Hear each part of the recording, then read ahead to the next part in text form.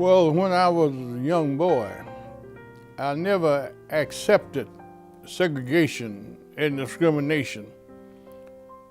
And I always said that Alabama was the last place I would make my home.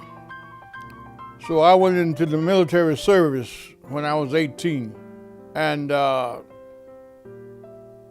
I came back to Alabama, it was because I had lived in Detroit, Michigan for approximately 10 years and had been spent 5 of those years in the military services.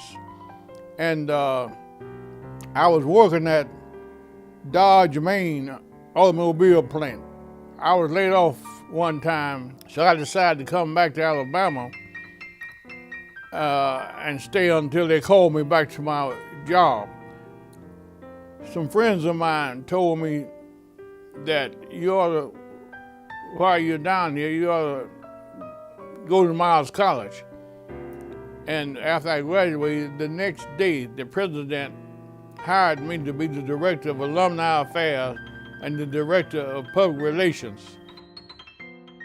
We thought that if we could stop the black folk from shopping in downtown Birmingham, that they could make Bull Connor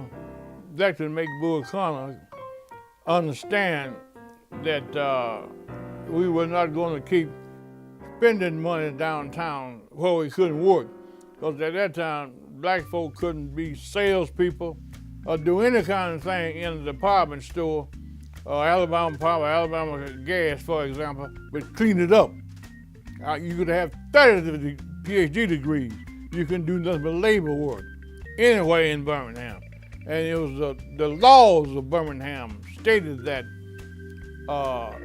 there could be no intermingling between black and white folk, and that black folk could not work in any kind of jobs other than a labor job. So Birmingham at the time was in a race with Atlanta to try to get companies from across the country to set up businesses in Birmingham, but they wouldn't come to Birmingham because it was so segregated and discrimination.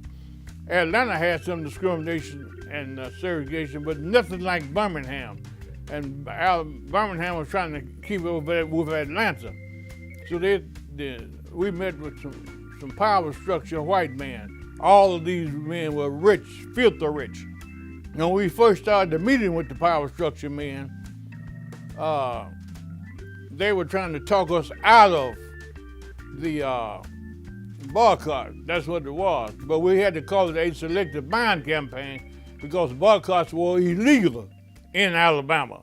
We had the business department students to do research, and they found out that all the stores in downtown Birmingham operated on a 12% profit margin, and that if we could cut the profit margin down, they would listen to us and do something about eliminating segregation and discrimination. So after our second or third meeting, Emil Hess, the president of Parisian, said he understood our plight and that he would be in accord with what we were trying to get done. So the power structure men, they fired Emil Hess off the committee because he was going along with what we were talking about. We were able to persuade the majority of the black folk in downtown Birmingham not to trade at those stores and spend all that money like they were spending to cut that profit margin down. So Dr. King would send some of his staff folk to Birmingham periodically to check the stores out to see how our selective buying campaign was coming.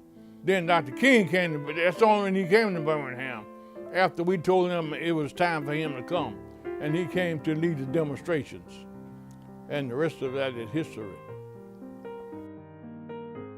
If we are ever to have a just society for everybody, is when all people, regardless of race, creed, or color, have a right to justice, freedom, and equality. And then that would be the ideal society that Jesus Christ would want us to have.